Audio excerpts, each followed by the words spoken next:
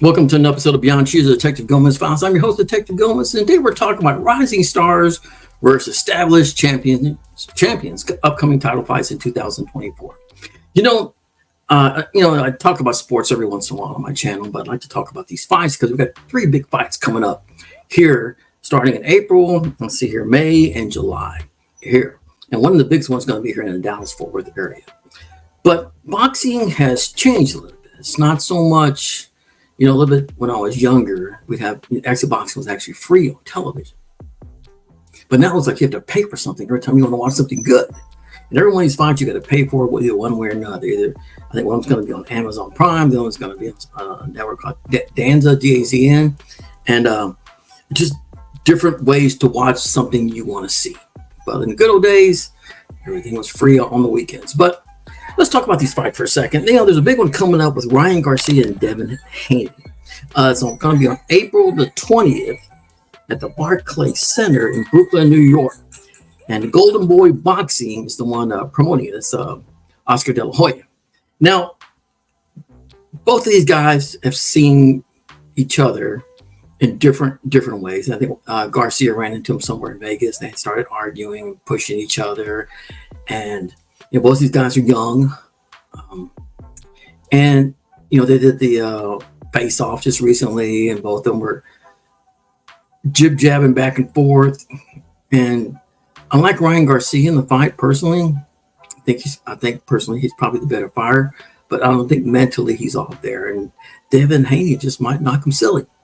But I think Ryan Garcia reminds me a lot of Muhammad Ali. Muhammad Ali used to talk a whole lot, but he'd have a rhyme together every time he said something towards somebody, like towards Joe Frazier, George Foreman, those guys, and he would have like a rhyme or something like that. And if you have something that makes sense to say back to the other guy when he says something about you, you sound a little bit cooler.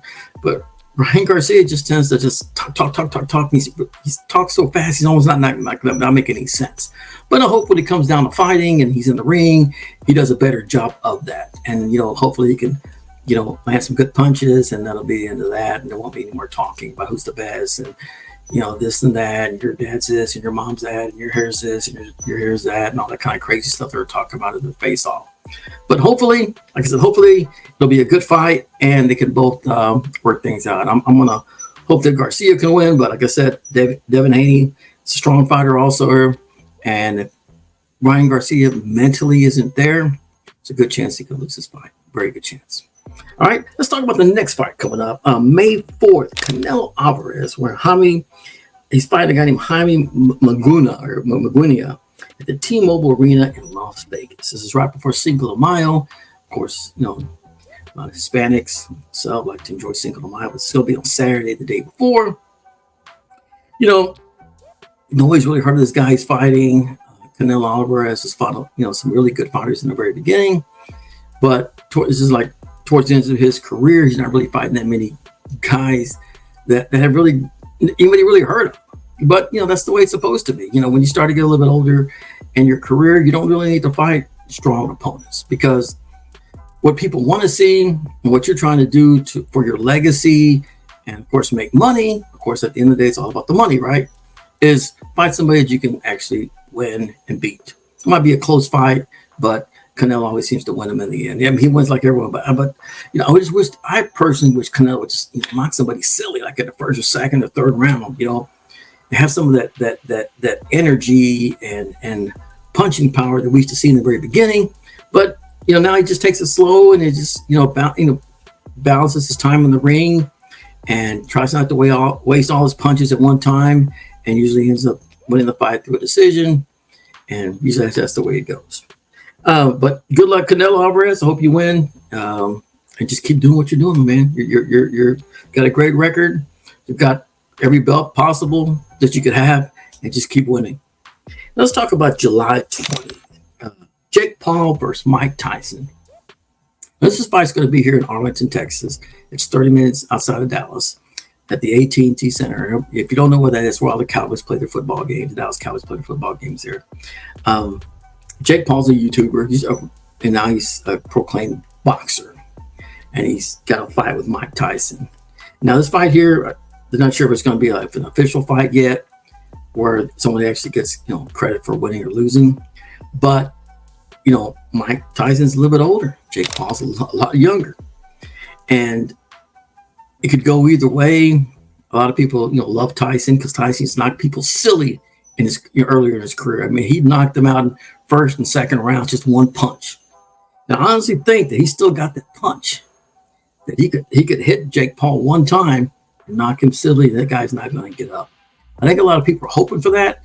I don't know, but I think at the end of the day, it's going to be a good fight. It's going to be at the AT&T Center, and like I said, in Arlington, Texas, on Saturday, July 20th.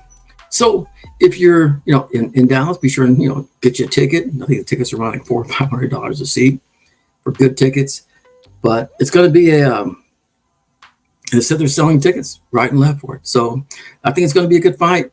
And I think a lot of people are hoping, you know, because they keep telling Jake Paul he hadn't fought anybody.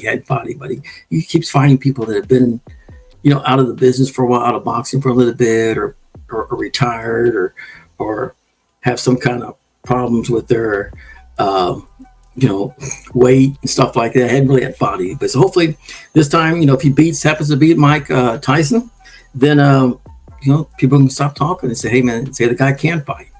You know, I think Stephen Smith from ESPN had said that, you know, he's a good fighter. Why didn't he just fight? You know, fight a real fight. Fight some real boxers. Even Oscar De La Hoya said the same thing. Why didn't he just fight? Fight somebody real. Fight somebody real and get some real respect. Instead of being the YouTuber guy who just wants to fight a bunch of old people that hadn't fought in a long time.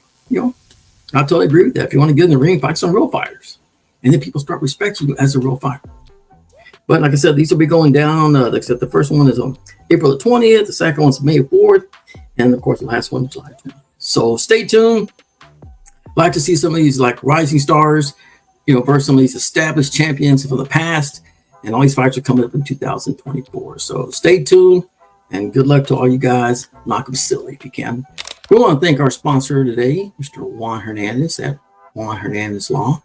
Contact them today at 214-900-0000 or visit them at juanlaw.com. They've helped me in an accident. I know they can help you. So if you've been injured, contact them today. And also we want to thank Mr. Detective Gomez.